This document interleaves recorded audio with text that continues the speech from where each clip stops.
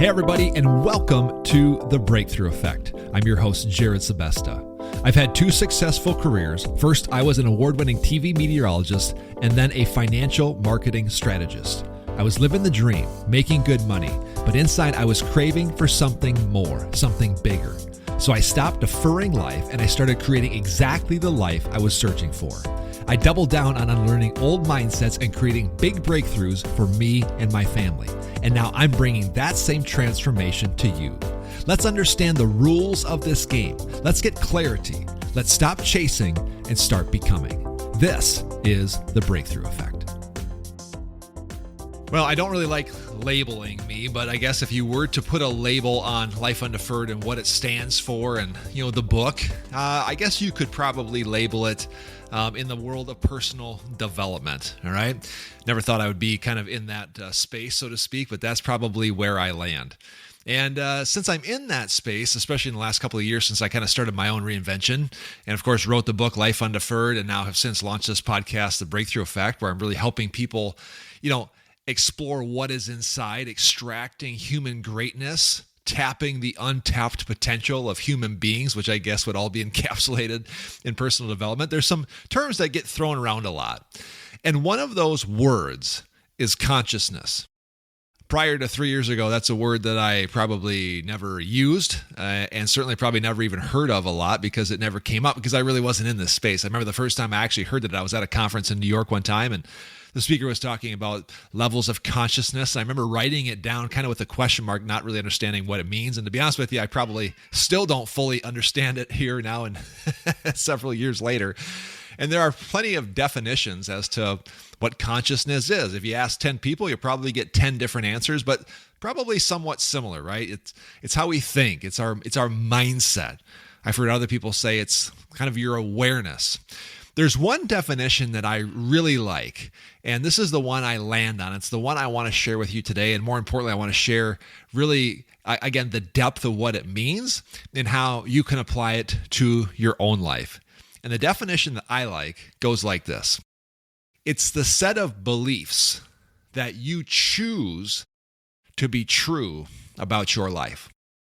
It's your truth. I really don't like that statement. It got politicized here in the last couple of years, but it really is. It's your set of beliefs that you choose to believe about your life, about your past, your present, your future, your abilities, your calling, your destiny, your trajectory. It's all of that combined into one. It's kind of the lens. It's the goggles that you put on to look at your life and to look at the world around you. This set of beliefs will dictate a lot of things. It's going to dictate your trajectory.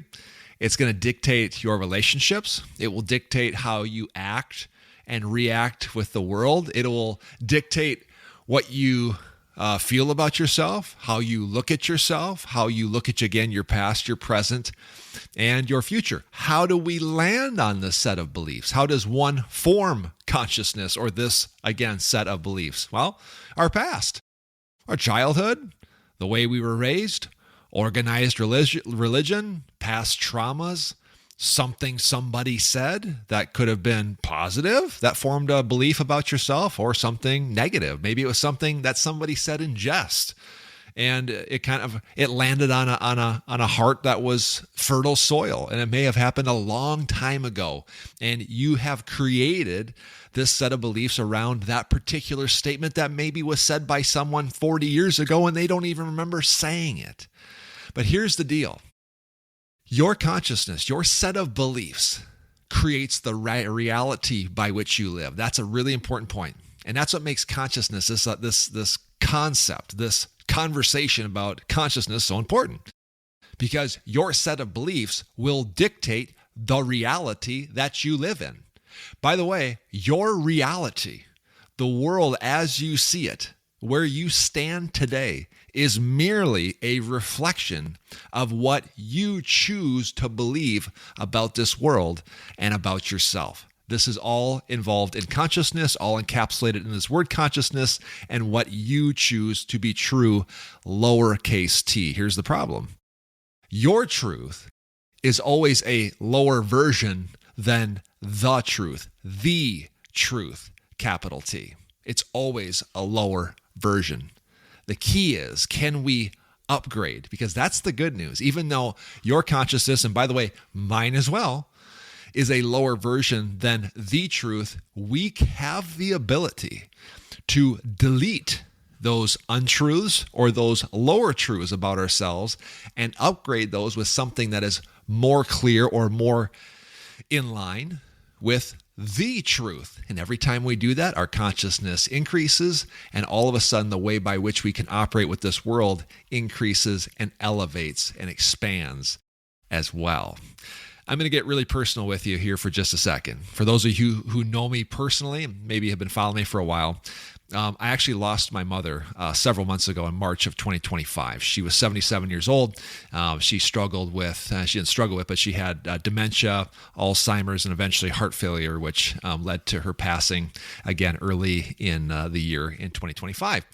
And for those of you who, again, know me, you probably know some of my story. I explained some of this in my book, but I had a very interesting relationship with my mom. My parents divorced when I was 8 years old. My dad lived several states away. I was kind of raised an only child. My older brother was 10 years older than me. And so by the time I was 8, he was 18, so he was kind of out of the house. So again, I was kind of raised by a single mom, just her and I. We lived in a trailer park in southwestern Minnesota. Didn't have a lot of money, which was neither here nor there. I was always provided for. I do want to honor my parents. I was very, very loved. I will say that. But my mom struggled fiercely with depression, anxiety, and low self-esteem. She was the youngest of 4. She came from a farming family in South Dakota. Her dad was an alcoholic. She was never told that she was loved by her father. And so she had a massive hole in her heart, obviously not literally, but figuratively. And so as she was, into adulthood, having children and being raised by me, I was the one kind of parenting the parent. And again, with all due respect to my mother, but that's kind of what I was doing. I was the cheerleader. I was the emotional cheerleader in the house starting at 8, 9, 10 years old. I kind of felt like I was somewhat the emotional janitor in my house. I had to deal with the heavy emotional toll of adults trying to navigate through life, whether I really liked it or not. But I can remember my mom always crying. That was really one of my more frequent memories. And again, no disrespect. We had a lot of good times, and I was very well loved by my mother, and I miss her dearly. But there was a lot of crying, and I was the one trying to tell her the truth. I was the one saying, Mom, if you could just, let's get a good night's sleep tonight. Let's get up in the morning. You go to work, and it's going to be a better day. That was kind of the way that I was living my life since I was a very young child. And as she struggled with depression and anxiety throughout the years, my phone rang a lot. I was her go-to. I was her person. You know what I mean? I think a lot of people can probably resonate with that, where you're a parent's person or you're a friend's person. When the darkness came up, which often did in my mom's life, my phone would ring. And I could tell right off, even like the tone of her voice, I could tell that she really didn't know why she was calling. Let me rephrase that. She knew why she was calling. She really didn't have an excuse. She tried to come up with an excuse that she was calling, but ultimately I knew. It was just, she felt dark, she felt empty, and she was looking for the truth. I don't think she ever would admit that, but that's what she was looking for. And she would get it with me. I was always trying to give her the truth. What is the true reality of her life? What is actually true? She would say things, and I remember a time I'd often rebuttal. And again, this was over the course of decades. Tens of thousands of conversations. How many hours on the phone? I don't know. But she would say something, and I'd always say, even 20 years ago when I was in my teens and 20s, I would say, Mom, is that really true? So at the end of the day, whether you admit it or not, whether you know it or not, what you're actually seeking for in this life is truth, capital T. We're all searching for it because we ultimately know the truth is what sets us free and what actually brings us peace in life, which is really a main reason why we're here. And so, again, my mom was always kind of just like a 1 out of 10. Her baseline was a 1 out of 10. And she'd talk to me, and I'd bring it up to a 2. And eventually the next day or 48 hours later, it would go back down to a 1. And then she would call me, and this is kind of the way our relationship worked. I was always trying to get her to see something that was true about her life that she did not believe for herself. Here's one thing that I'll mention about my mom, and this breaks my heart to admit this, but she did not love herself. She hated herself. If I have to be blatantly honest, she hated herself. near the end of her life, I would go and visit her before she was moved into a memory care facility, and I would find pictures in her drawer, in her cupboards, that I had sent her of her with my kids, her and her grandchildren. And she would literally cut her face out of the pictures, which is so sad and heartbreaking for me to talk about on this episode. But that was the truth. She hated even looking at herself. And she was a beautiful woman. If you don't believe me, go back on my LinkedIn page. Go back to March on my Instagram. I did a tribute to her after she passed, and I posted pictures of her when she was young all the way up until the end. And the truth is that she was a beautiful woman. But here is the truth. It wasn't her truth. Her truth was that she was broken, she was ugly, and she was unwanted.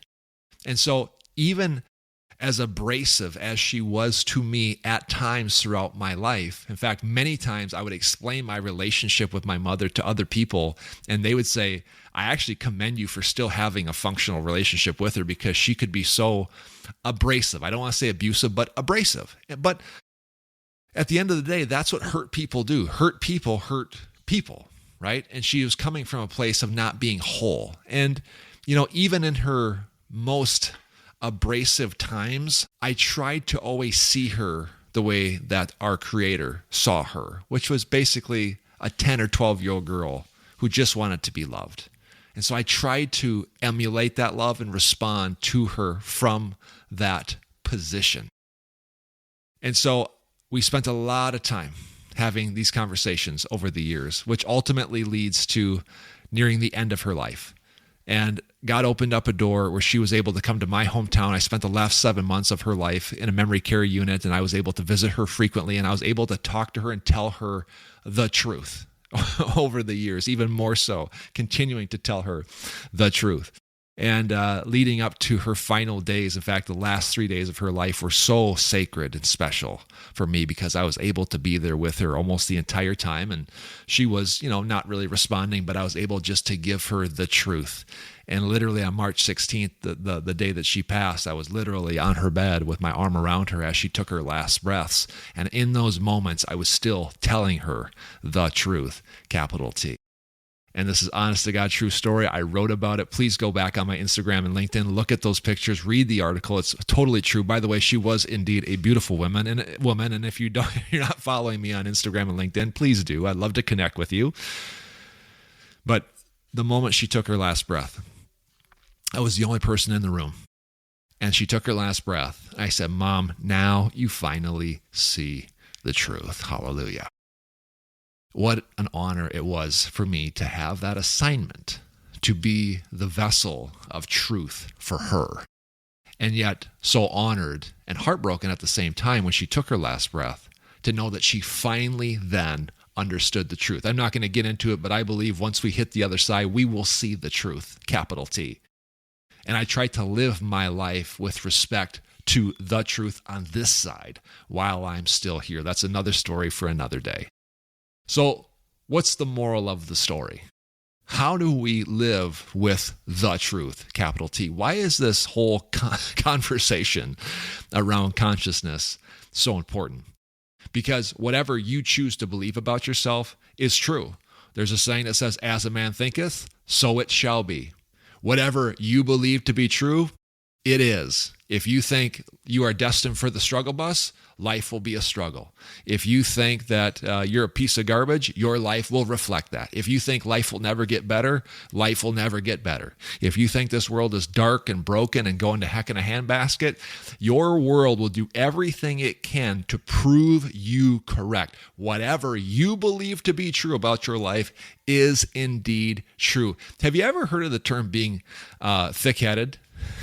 Sometimes we say that about people, maybe our parents. Man, they're so thick-headed. What do we really mean by that? Like people, when they've been thinking a certain way and believing things and acting as if for so many years, it's like we get so stuck in our ways, me included, that even though it's so obviously not true to the outside world, to our friends, to our family, to our spouses, but we've been living in it for so long, we're living as if it is indeed, capital T, true. I challenge you, as we start to land the plane on this show here, to challenge what you believe to be true. What do you believe to be true about your life? What do you believe to be true about your past, about your present, about your future that is not actually true? What are some of these things that you believe, these storylines that keep getting played over and over and over again, albeit not true? You have created entire realities and, worse yet, identities around those non-truths, around those lower truths. Again, the bad news is that it is always a lower version of the truth, but the good news is they can be deleted and they can be upgraded closer to the truth. You want help with this? You've got struggles, you've got a mindset, you've got a truth that you want help deleting. I encourage you to reach out to me. I would love to hear from you. Again, let's connect online. I'm on Instagram and on LinkedIn at Jerrid Sebesta is my handle. My email is jerrid@jerridsebesta.com. Make sure you spell my name right, Jerrid as in dog, at jerridsebesta.com. I would love to hear from you and help you if I can. Consciousness, whatever you believe to be true about yourself. Thanks for listening today. If this conversation sparks something in you, don't let it fade. Please rate, review, and subscribe on your favorite podcasting platform. Don't forget to connect with me online as well. Follow me at Jerrid Sebesta on Instagram, LinkedIn, and YouTube, or dive deeper at my website, jerridsebesta.com, where all my free trainings and resources are waiting for you. And remember, stop chasing the life you want and start becoming. This is the breakthrough effect. We'll see you next time.